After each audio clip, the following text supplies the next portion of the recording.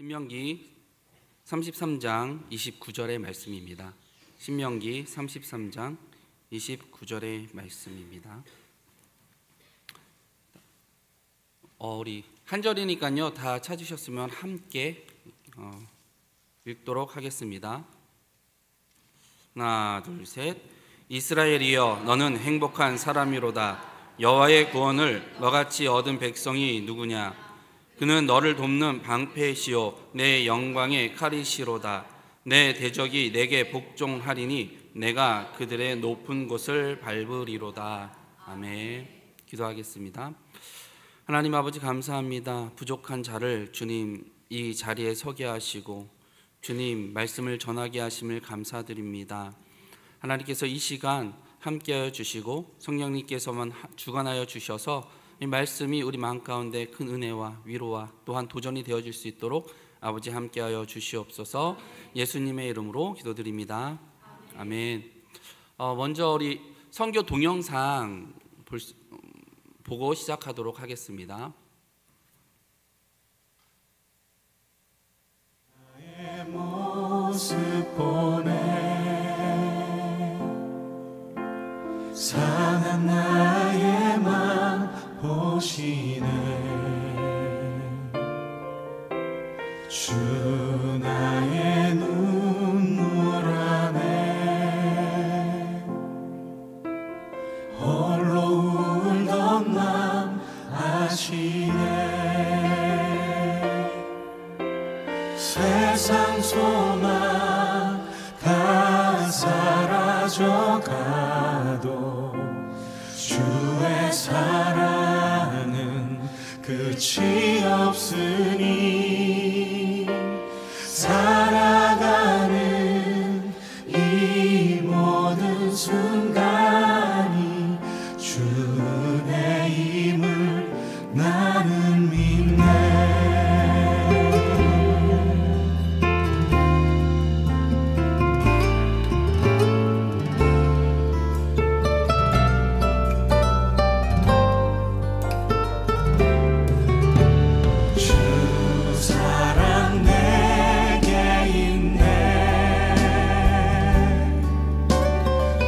사랑이 날 채우네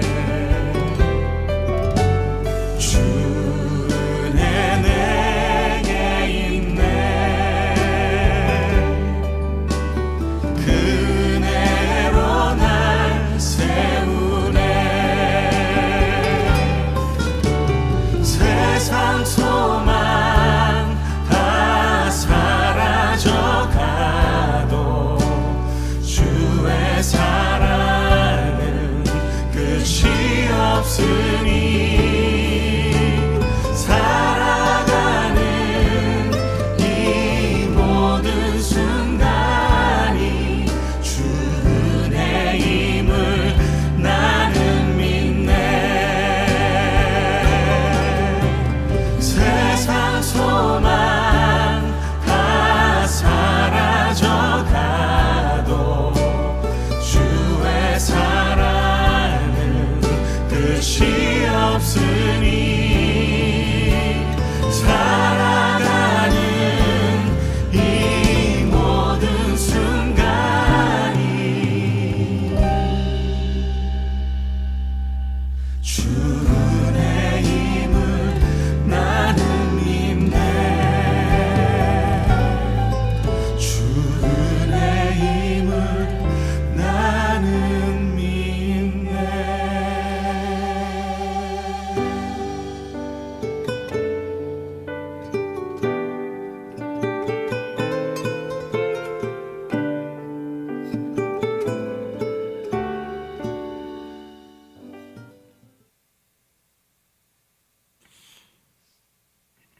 감사합니다. 저는 라오스 이성원 선교사입니다. 처음 뵙습니다. 저는 라오스에서 크게 한 6가지 사역을 진행을 하고 있습니다. 첫 번째는 최근에 작년부터 하나님께서 시키신 일 같아요. 교회 건축하는 사역이 진행되어져서 이거는 라오스의 교회를 건축을 원하는 교회들과 라오스의 교회들과 한국에서 교회를 건축하시길 원하는 교회들이 이 중간에서 연결되어져야 되잖아요. 근데 서로 이렇게 저에게 연락이 오면 이렇게 연결해서 교회를 건축하는 사역들을 시작을 했어요. 그래서 지금 쫌팻교회까지 4개 교회를 건축을 했고요. 그리고 저희들이 이제 중점적으로 사역을 하는 것이 시골 교회를 개척하고 또 지원하고 하는 사역들을 진행을 하고 있습니다. 아까 동영상에서 봤던 그 교회는 건캄 교회라고 하는 교회인데요. 제가 라오스에 들어가서 1년 있다가 2012년도부터 개척을 해서 지금 12주년 맞이하는 교회로 아직까지 저렇게 자리매김을 하고 있습니다. 그래서 아직까지도 하나님을 믿는 사람들이 그 자리를 차지하고 그 교회가 세워졌을 때 사라지지 않게 하기 위해서 그 교회를 계속 지원을 하고 교회 사역자가 세워질 수 있도록 또 사역자 교육 훈련까지 하는 그런 사역들을 하고 있고요. 그리고 시골 교회를 다니다 보니까 가장 안타까운 게 무엇이냐면 아이들이었어요. 라오스는 교회가 생겨날 때 사역자가 있어서 전도를 하고 그리고 뭐 체계적으로 교회의 모습을 갖춰서 시작하는 그런 교회들이 거의 없어요. 시골 교회들은 대부분 다 물어보면 어떻게 이야기를 하냐면 어떻게 여기서 교회를 하기 시작했냐라고 물어보면 대부분 내가 아프거나 어머니가 아픈데 병원을 찾아가도 그리고 용하다는 무당을 찾아가도 고침을 받을 수가 없어요. 근데 이 옆에 마을에 교회가 있는데 거기서 예배드리고 기도받으면 고침을 받는다더라 이런 소문을 듣고 교회 가서 예배를 드린 거예요. 그리고 기도를 받으면 정말 하나님께서 고쳐주시는 거예요. 그러면 자기 기쁜 마음이 있잖아요. 그러면은 우리 마을에 지금 교회가 없어요. 나도 예배 드리고 싶은데 그럼 내가 우리 집에서 예배를 드리겠습니다. 우리 집에서 하나님을 예배하는 걸 시작하겠습니다. 성경을 아무것도 몰라요. 성경 공부를 해본 적도 없어요. 그런 사람들이 정말 은혜에 입어서 그 은혜만으로 그 감동만으로 교회를 시작을 해요. 이렇게 교회가 시작되어져서 교회가 그런 믿음으로 부흥되어져요. 몽족 같은 경우는 가정에서 어머니가 한 분만 믿어도 그 밑으로 그 부족 생활을 하기 때문에 거의 모여서 살거든요. 그래서 우리 집에서 내가 오늘 예배 드립니다 하면은 그날부터 예배 드리는 사람이 15명에서 20명은 최소한 되는 거예요. 그래서 거기서부터 이제 시작을 해서 이웃 사람들 전도해서 교회를 키워나가는 거예요. 부흥해 나가는 거예요. 그렇지만 그 안에 성경을 제대로 가르칠 수 있는 사람이 없는 거예요. 그래서 사역자 교육을 시작을 했고 그런 교회다 보니 아이들 돌볼 수 있는 교사가 없어요. 아이들은 방치만 되어져 있는 거예요. 그러면 아이들은 어떻게 예배를 드릴 수가 있습니까? 가서 물어봐요. 그럼 애들이 이렇게 놀다가 저렇게 꼬마애가 이렇게 놀다가 뛰어와요. 막 떠들면서 막 돌아다녀요. 그러면 어른들이 조용해 하면서 막 혼을 내요. 그러면 또 울면서 집에 가요. 어떤 아이는 엄마 아빠 여기서 예배 드리고 있을 때 저 뒤에 구석에서 자기 동생 안고 애기 보고 있어요. 그러다가 예배 끝나면 집으로 돌아가요. 사역자한테 아이들 예배는 지금 어떻게 되고 있냐 그러면 아이들 예배가 대부분 없어요. 어떻게 아이들을 가르쳐야 될지도 모르고 어떻게 이 아이들을 돌봐야 될지도 모르는 그런 사람들인 거예요. 그래서 우리가 이 아이들이 예배를 드릴 수 있도록 했으면 좋겠다라고 시작한 게 어린이 예배 바로 세우기 사역이에요. 그래서 저희가 어린이 성경을 한국에 있는 그림 성경을 라오스 말로 번역을 하고 그걸 가지고 지방으로 찾아가서 교사들을 불러서 교사들을 교육하는 교회에서 2명의 교사를 선택해서 보내. 그러면은 우리가 한 지역으로 가잖아요. 그럼 그 지역에 여러 마을들이 있어요. 그 마을마다 있는 교회에서 2명의 교사들을 선택해서 보내는 거예요. 처음부터 교사가 아니에요. 그냥 교회에서 선택당해서 오는 거예요. 그러면 그 교사들한테 우리가 그 그림 성경을 영상에서 보셨죠? 그림 성경을 가지고 설교를 할 수 있는 것들을 가르쳐서 돌려보내요. 그래서 그 주에 교회 가서 꼭 할 수 있도록 그래서 한 걸 사진이나 동영상을 해서 저에게 보고할 수 있도록 그래서 어린 예배가 서갈 수 있도록 지금 125개 이상 교회가 저희 어린이 성경 교육을 받아서 그 안에서 예배를 드리고 있습니다. 바로 세워져 가는 거예요. 저희 목표는 라오스에 한 2,500여 개의 교회가 있는데 그 모든 교회에 어린 아이들이 온전히 예배 드릴 수 있게 하는 게 저희 목표예요. 근데 라오스는 각 지역마다 지방자치가 강해요. 라오스가 사회주의 국가거든요. 우리 유철 목사님 라오스 별로 안 좋아하세요. 와서 할 수 있는 게 별로 없으시다고.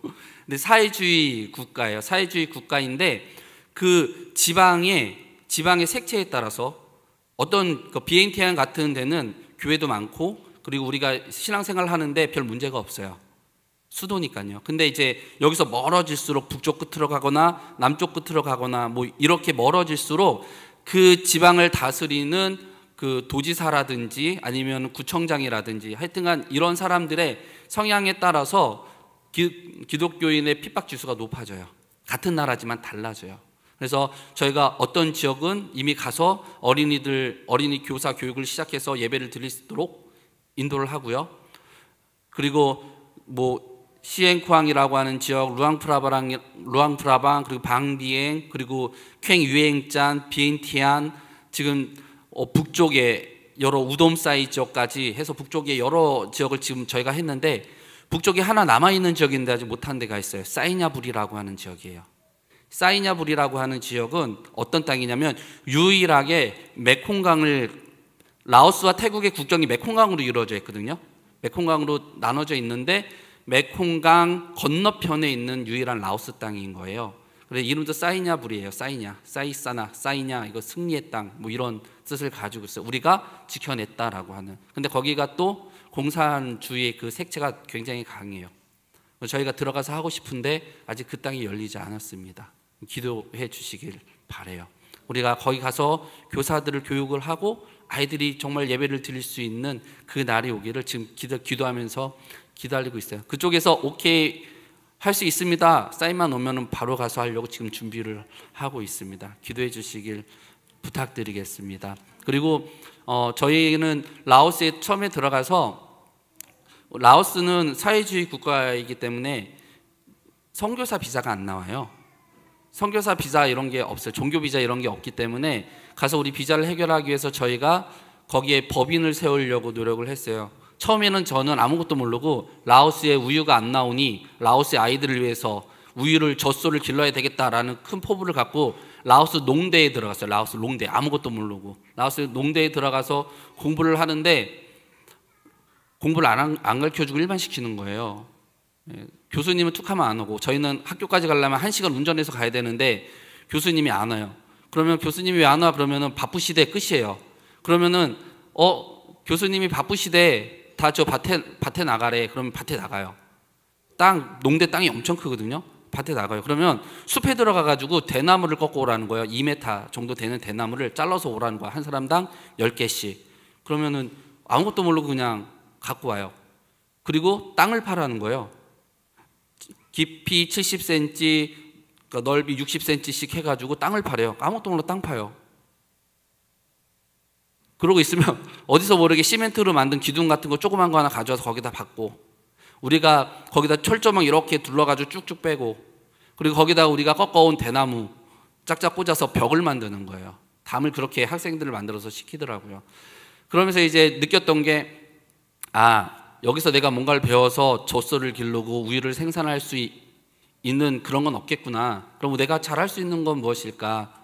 그럼 우리가 이 라오스 땅에서 잘할 수 있는 사역들은 무엇일까 고민을 하다가 저희 아내는 어렸을 때부터 교회에서 피아노 반주를 해서 찬송가까지 아주 잘 치고 저도 교회에서 부교육자 생활 청년 때부터 찬양팀을 인도하고 부교육자 사역을 하면서 찬양팀에 대해서 어느 정도 자부심이 있고 잘할 수 있겠다 해가지고 한 게 음악이라고 하는 것이었어요. 음악은 라오스에서 굉장히 라오스 사람들이 굉장히 좋아하지만 라오스에는 음악 교육이 없어요. 그러니까 초등학교, 중학교, 고등학교 음악 교육이 하나도 없습니다. 그래서 우리가 이 사역을 시작을 하면 라오스 아이들에게 큰 도움이 되겠구나라고 해서 음악 교육을 하기 시작했어요. 그래서 저희 센터의 라오스 친구들, 그리고 뭐 아프리카에서 온 친구들, 그리고 뭐 선교사 자녀들, 한국 교민들의 자녀들 와서 교육을 받고 1년에 한 번씩 가족들을 위해서 발표회 하는 형식으로 진행을 하고 있고요. 그리고 저희 센터에서 또 한 가지 하는 사역이 시골에 있는 크리스찬 청년들을 센터로 불러와서 대학교 공부를 시키고, 그리고 그 안에서 신앙 공동체를 만들어가는 장학 사역과 그리고 기숙 사역을 하면서 말씀으로, 믿음으로 성장해가는 그런 사역자라기보단 좋은 집사님들, 좋은 권사님, 이런 좋은 성도들로 키워나가기 위해서 하는 그런 사역들을 진행을 하고 있습니다. 이 사역들이 다 몰래 하는 사역이에요. 라오스 정부 몰래 우리가 한다라고 생각을 하고 쉬쉬하면서 이렇게 진행한다라고 얘기를 하거든요. 근데 이제 우리 표현으로는 몰래 대놓고 한다 그래요. 이미 정부는 다 알고 있어요. 라오스 정부는 누가 선교사고 이게 어떤 일을 하고 있는지 우리 선교사 사이에서는 라오스 정부는 이미 다 알고 있다라고 이야기를 해요. 그럼에도 불구하고 라오스 정부가 우리를 두는 건 우리가 있음으로 인해서 라오스 시골까지 도움이 되는 거예요. 그리고 우리가 전도하는 대상들이 시골에 있는 어려운 사람들이잖아요. 그 사람들이 많으니까 자기 나라에도 뭐 우리 체제에 큰 뭐 영향력을 줄 수 없다라고 생각하는 것도 있고요. 그리고 본인들이 하지 못하는 교육 사역들 거의 대부분 선교사거든요. 그러니까 한국 사람인데 뭐 학원을 오픈한다고, 학원 법인을 낸다거나, 한국 사람인데 유치원을 한다거나, 한국 사람인데 학교를 하면 다 선교사인 거예요. 이미 정부는 다 알아요. 그럼에도 불구하고 대안이 없으니 선교사들이 그런 일들을 하니까 이게 너무 대놓고 노방전도 하고 너무 대놓고 이렇게 선교하지 않으면 정부에서도 그냥 할 수 있도록 그냥 내버려 두는 거예요. 인정을 하는 거예요. 그 안에서 우리가 할 수 있는 범위 안에서 선교사들은 열심히 사역을 하고 있습니다. 여기까지가 저의 사역에 대한 설명이었습니다. 오늘 저의 말씀을 준비를 하면서 어떤 말씀을 드려야 될까라는 생각을 가졌어요. 이미 뭐 우리 이유철 목사님께서 굉장히 좋은 말씀으로 여러분들께 들려주고 계시기 때문에 선교사가 그보다 더 뛰어난 설교를 할 수는 없잖아요. 그래서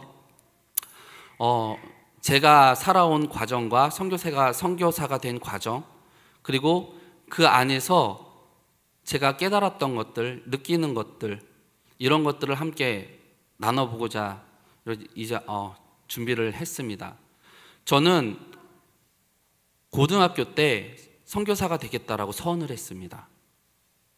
근데 제가 하나님 앞에 진심으로 제가 선교사가 되겠습니다 서원한 게 아니에요. 그 당시에 제 친구가 있었어요. 얘는 그때부터 고등학교 2학년 때부터 얘는 목사님이 되겠다라고 교회에서 선포를 한 애예요. 그러니까 우리 친구들 말로는 얘가 우리 그 기수 중에 에이스예요. 교회 안에서 에이스. 그리고 사역자들이 다 얘를 좋아해요. 우리 전도사님도 우리 고등부 때 우리 전도사님도 굉장히 아름다운 여성분이었거든요. 엄청 좋아했어요, 제가. 근데 이 전도사님이 수련회 갔는데 이 친구에게 성경을 몰래 선물하는 거예요. 열심히 읽고 나중에 좋은 사역자가 되라 이러면서 몰래 이게 선물하시는 거예요. 제가 그걸 딱 봐버렸어요. 내가 엄청 좋아했던 전도사님인데 내 친구한테만 선물 줘. 근데 제가 그 마음 가운데 나도 잘 보여야 되겠는 거예요. 그런데 수련회 그 마지막 날 그 타임캡슐 옛날에 되게 유행했었잖아요. 거기다가 뭐 나중에 어떻게 되겠습니다. 10년 후에 어떻게 되겠습니다. 해가지고 딱 접어가지고 이제 넣는데 이제 발표하고 넣는 거예요. 발표하고 넣는데 저는 잘 보이려고 저는 선교사가 되겠습니다. 그때 쓴 거예요. 발표를 하고 10년 내에 나는 선교사가 되겠습니다.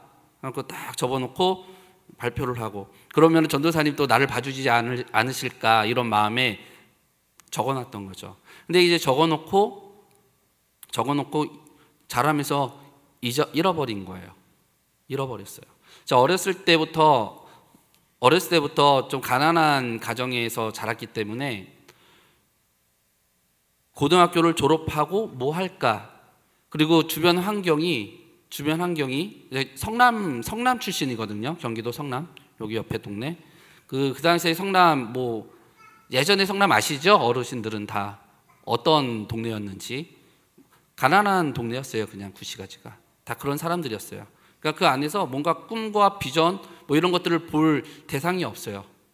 그러니까는 나는 빨리 졸업해서 학교 가기도 싫어. 빨리 돈 벌어야 되겠어. 그래서 나는 돈을 많이 벌어서 부자가 될 거야. 그러면 난 행복할 수 있을 거야 라는 생각을 가졌었어요. 그래서 고등학교를 졸업하기도 전에 현대건설 직업훈련학교에서 고3 때부터 직업훈련을 받고 빨리 돈을 벌려고 막 그랬었어요.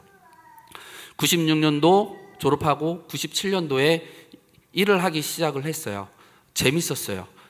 하루에 20살, 21살인데 하루에 막 15만 원씩 막 버는 거예요. 새벽에 신문 돌리고, 그리고 나가서 제가 건설 재료 시험사 자격증이 있거든요. 그래서 교량 안전 진단하는 그런 일들을 했었어요. 따라다니며 군대 가기 전까지 해야 되겠다. 그러니까 나가서 그 일을 하고, 또 밤에 알바 있으면 또 아르바이트 하고, 아니면 친구들과 놀고. 근데 이게 전국을 다니면서 하는 일이에요. 전국을 나가면 그 어르신들과 함께 음주가무를 같이 즐기고 그리고 그래도 그 마음 가운데 불안함은 있는 거예요. 나가서는 그냥 음주가무 같이 즐겨도 토요일에는 꼭 올라왔어요. 성남으로 올라와서 토요일에는 올라와서 제가 교사 어린이니까 초등학교 성가대 지휘를 하고 그리고 아이들 교사를 하고 있었거든요. 그러니까는 성가대 연습을 시켜야 되니까 토요일 날은 꼭 올라와서 애들 연습시키고, 그리고 주일은 꼭 지켜야 되겠으니 주일은 다 지키고 예배를 드리고 또 내려가서 똑같이 살고, 그래서 이중 생활을 했었던 거죠. 그런 삶을 살아가는데 하나님께서 저에게 무거운 마음을 주시는 거예요. 굉장히 무거웠어요.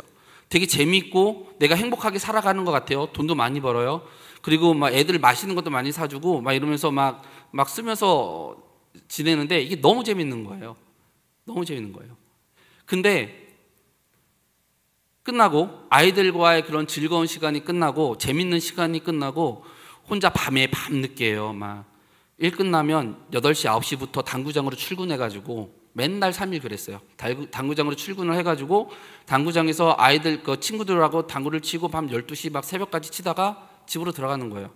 이런 삶을 사는데 밤에 혼자 이렇게 들어가는데 막 놀 때는 재밌지만 들어갈 때는 내 마음이 너무 공허한 거예요. 내가 지금 이렇게 살아가는 게 맞는 건가? 근데 거기에 대해서 누구도 대답해 줄 수 있는 사람이 없는 거예요. 잠도 안 오는데 그냥 새벽에 그냥 교회 나가서 기도하자 라고 해서 교회 나가서 앉아서 기도를 하는데 그게 97년도 1월부터였어요. 기도를 하는데 어느 순간 하나님께서 저에게 너 나한테 선교사 된다 그러지 않았니? 라고 말씀을 하시는 거예요. 너 나한테 선교사 된다 그랬잖아. 너 근데 너 지금 어떻게 살아가고 있니?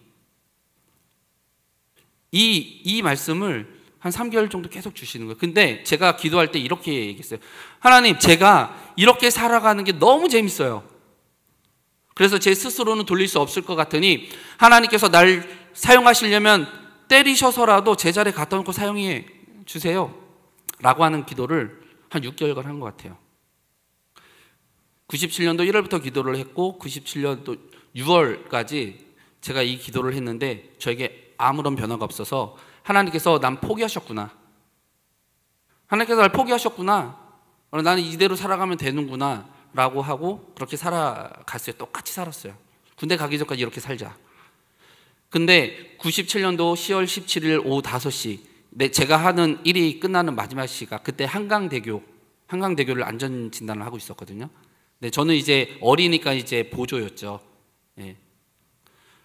뭐 말하면 시다발이 뭐 이런 거였죠. 기사님들 일을 하면 그 밑에서 일을 도와주고 뭐 이런 일들을 했었는데 그 일이 끝나는 날 마지막 시간에 하나님께서 제 왼쪽 발목을 치셨어요. 배를 묶고 있던 로프가 제 왼쪽 발목을 감고 친 거예요. 그래서 왼쪽 발목이 절단당하는 큰 사고가 있었어요. 지금 제가 걸어 다니는 건 정말 주님의 큰 은혜예요.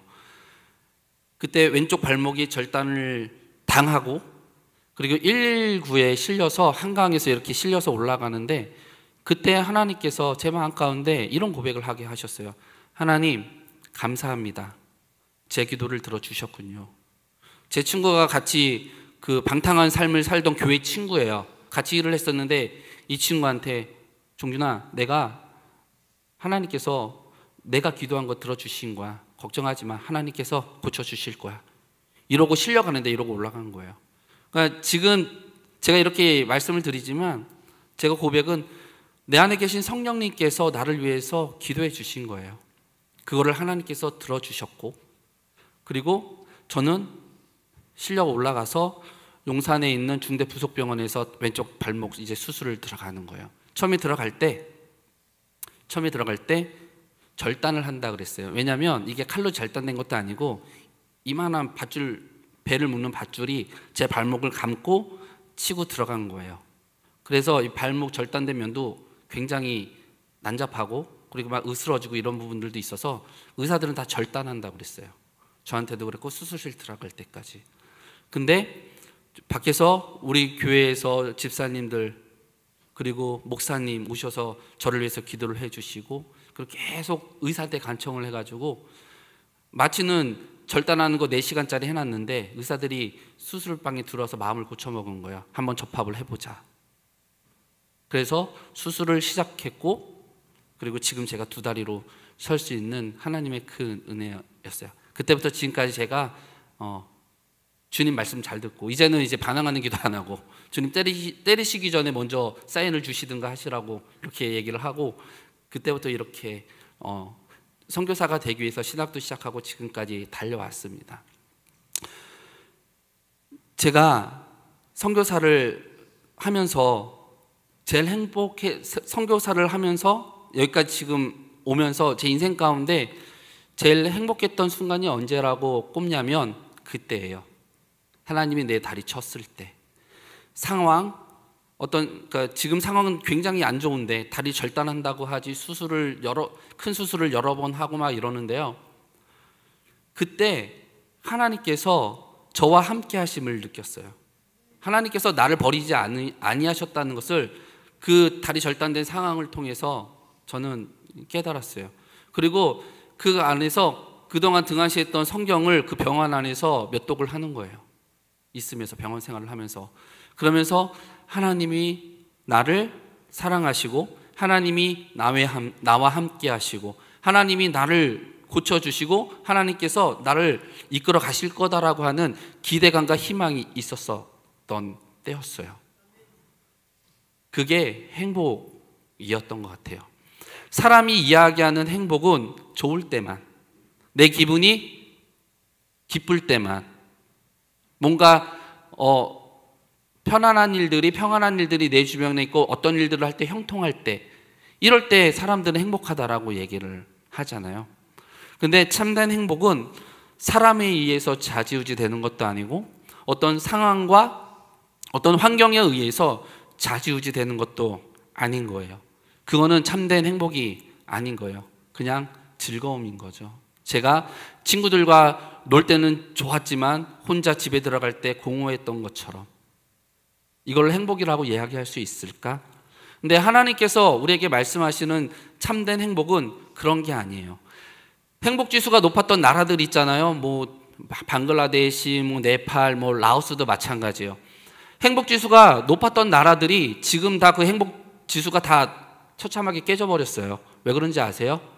스마트폰이 보급되고 유튜브가 보급되면서 다른 나라 사람들과 자기네가 비교가 되는 거예요. 삶들이 비교가 되면서 자기들이 예전에는 행복하다라고 생각을 하면서 그렇게 가진 것도 없어도 즐겁게 살아갔지만 그 비교가 되면서 우리가 스스로 이제 행복하지 못하다라는 거라고 자기들이 이제 깨닫기 시작하는 거예요. 그러면서 행복지수들이 무참히 깨졌거든요. 이런 것들은 참된 행복이라고 볼 수 없는 거죠. 오늘 말씀에서 하나님께서 이스라엘 백성들에게 너는 행복한 사람이야. 왜? 여호와의 구원을 너같이 얻은 백성이 누구냐라고 말씀을 하고 있잖아요. 여호와의 구원을 너같이 얻은 백성이 누가 여호와의 사랑을 너처럼 받았니? 너처럼 어떻게 그렇게 극적으로 받았어? 구원. 이 세상의 사탄은 이 세상을 지금 지배하고 있는 게 사탄이잖아요. 공중권세 잡은 그 사탄. 그 사탄은 어떻게 해서든 우리가 하나님을 믿지 못하게 방해를 하잖아요. 어떻게 해서든지 우리와 하나님을 멀게만 하려고 하는 그런 존재가 바로 사탄이잖아요. 그런데 거기서 하나님께서 우리를 건져내 주신 거잖아요. 나를 건져내 주셨고 나와 함께 해 주시는 하나님. 하나님이라고 하는 그 존재 한 분, 그분이 나와 함께 하는 그 삶, 이게 행복한 사람의 삶이고 길이라고 저는 믿습니다. 주님의 함께 하신 그 삶을 말씀이라고 표현할 수 있을 것 같아요. 내가 어려울 때, 얼마 전에 안타까운 이야기를 들었는데요. 제가 친한 동생이 담임 목회를 하는 교회예요. 작은 교회. 그곳에서 구역장처럼 목녀라고 하는 자매예요. 결혼을 해서 잘 살고 있는지 알았대요. 그리고 훈련도 엄청나게 많이 받았어요. 그리고 결혼하기 전에 결혼 학교 같은 것도 해가지고 엄청 그 결혼 생활도 잘할 수 있게끔 훈련도 받고 훈련을 엄청나게 받았어요. 그런 것들을. 그런데 자살을 했다는 거예요. 가정생활 힘드니까 자살을 했다는 거예요. 왜 그럴까? 왜 그럴까? 왜 그랬을까? 왜 하나님 안에서 행복하지 못했고 왜 그 자매는 극단적인 선택을 했을까? 저는 이제 좀 이해를 해요.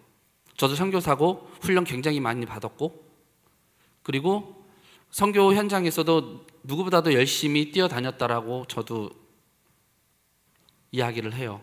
그런데 이런 제 고백이지만 진짜 스트레스 받고 엄청 힘들고 지쳐 있는데 선교지를 가기 위해서 핸들을 잡아야 돼요. 그래서 그 지쳐 있는 상태에서 운전을 해서 한 3시간, 4시간 막 이런 식으로 길도 안 좋은 데를 운전을 하고 피곤한 상태로 가다 보면 이런 생각이 들어요. 내가 이 핸들을 놓으면 주님을 만날 수 있을까? 내가 이 핸들을 놓으면 하나님을께 갈 수 있을까? 이런 생각을 하는 거예요. 근데 제가 지금 작년에 유철 목사님하고 여기 팀이 라오스에 1박 2일로 훈련 왔을 때 그걸 보고 깨달은 게 있어요. 무엇이냐면 말씀이 없었구나라는 거예요. 내 안에 처음에는 시작은 다 하나님의 영광을 위해서, 다 하나님께 많은 사람들을 전도하기 위해서 정말 좋은 마음으로 우리가 선교를 하잖아요. 근데 이게 생활을 하다 보니까 말씀 읽을 시간도 없어지고 그리고 주님 앞에 무릎을 꿇고 기도할 시간도 없어지는 거예요. 이게 하나님의 일을 하는 것인데 어느 순간부터 내 일이 되어버린 거예요. 내 삶에 말씀이 없어져 버리고 일만 있게 되어져 버린 그 상황, 그 상황이 되어져 버리니까 알겠더라고요. 근데 작년에 유철 목사님하고 선교팀들이 왔는데 스케줄이 엄청 빡빡한 거예요. 엄청 힘들게 막 이렇게 다니시고 최대한 악조건으로 만들어 달라고 막 저한테 막 최대한 악조건, 좋은 조건이 아니에요. 여기는 어떤 팀들은 좋은 조건으로 만들어 달라는데 여기는 뭐 식사비는 얼마 이상이면 안 돼. 뭐 잠자리는 근데 악조건으로 만드시더라고요. 훈련을 시킨다고. 근데 제 생각에는 이렇게 하면 애들 다 지쳐버리지 않을까?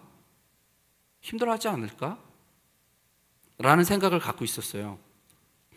근데 정말 그 아이들이 잘 따라가고 그 안에서 정말 그 사역하는 것들을 즐겨하는 모습을 봤거든요. 와, 저렇게 힘들게 다니는데 기쁨이 있네? 무엇 때문일까?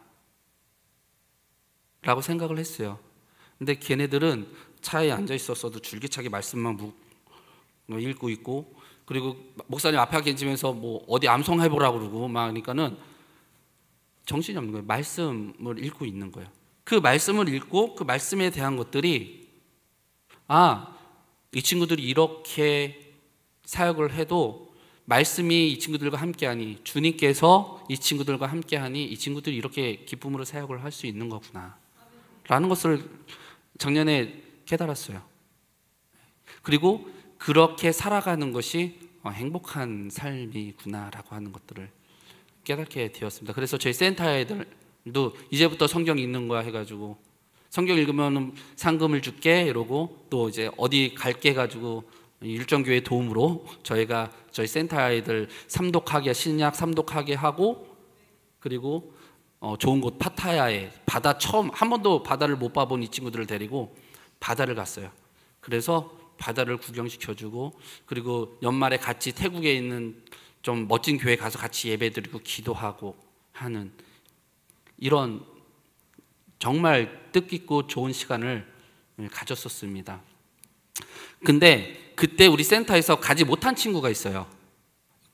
너무 길어졌는데 괜찮을까요? 네, 가지 못한 친구 한 명 있어요. 여기 사진도 있어요. 맹뻐라고 하는 친구, 맹뻐라고 하는 친구. 얘는 믿음이 없이 저희 센터에 들어왔어요. 아빠가 저희 센터 들어가면 교회에 다녀야 되고 말씀 읽어야 되고 뭐 이런 걸 알아요. 근데 저희가 이제 BNTN에 있으면서 기숙을 제공하고 장학금을 주면서 학교를 보내는 걸 알기 때문에 이제 억지로 이렇게 보낸 거예요. 이 친구 집은 차를 타고 남쪽으로 12시간을 가야지 있어요. 그래서 시골에서 올라와가지고 같이 있는데 이 친구는 안 믿었어요. 처음에 들어올 때. 그리고 아빠가 저희 센터에 보낼 때 어떻게 보냈냐면 교회는 나가도 돼? 근데 믿지 마. 이렇게 하고 저희 센터에 보낸 거예요. 그러면서 이제 처음에 왔을 때 억지로 이제 교회 나가고 막 이러다가 여름에 이 팀 율정교회 팀 왔다 가고 그때부터 이제 성경 읽기 3번을 시작한 거예요. 그때까지만 해도 이 친구가 아빠랑 이 친구는 저희는 태국 안 가도 돼요. 바닷가 안 가도 돼요. 여권을 만들려고 했는데 여권 안 만들어도 된다는 거예요. 어디 가지도 않을 건데 뭐하러 만들어요? 이런 거예요. 그래도 이제 상금을 줄 거니까는 성경 읽어 해가지고 성경 삼독은 다 했어요. 그래가지고 성경을 다 읽었는데 이제 우리들만 이제 태국에 갔다 왔잖아요. 근데 올해 이 친구가 집에 내려가자마자 주민등록증 만들고 여권 만들어 왔어요. 지금 기대를 하고 있는 거예요. 목사님 기대하고 있습니다. 이 친구가 기대를 하고 있는 거야. 태국에 가서 전도할 거. 근데 이 친구가 어떻게 바뀌었냐면요. 성경을 읽었잖아요. 저희가 주일날 아침에 센터에서 아침에 8시에 예배를 드려요.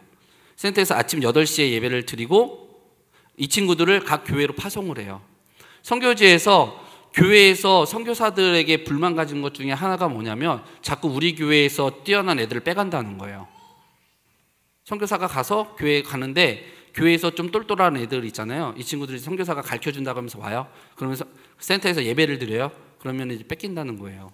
요런 불만들을 하시더라고요. 그래서 우리는 어떻게 할까 하다가 그러면 좀 일찍 예배 드리고 우리가 8시에 예배를 드리고 라오스는 9시 반부터 예배를 드리거든요. 8시에 우리가 예배를 드리고 이 친구들을 이제 각 교회로 파송해서 봉사할 수 있도록 하자. 이렇게 지금 예배를 드리고 있어요. 근데 이 맹뽀라고 하는 친구가 어느 순간부터 지난주에 우리가 어떤 성경을 읽었고 여기서 어떻게 얘기했지? 그런데 나머지 애들 다 대답 못하는데 이 맹뽀라고 하는 친구가 대답을 하는 거예요. 말씀을 읽으면서. 놀랐어요. 아직 믿으면 자기는 믿음이 그렇게 많지 않다라고 얘기를 하는데 조금씩 말씀을 통해서 변해가는 거예요.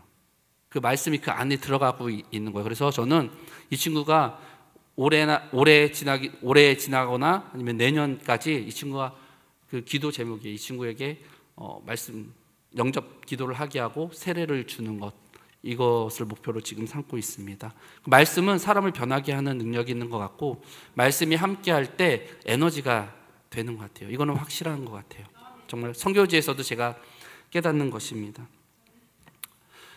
힘들 때, 아플 때, 어려울 때 이 말씀들이 위로가 되잖아요. 두려울 때가 굉장히 많잖아요.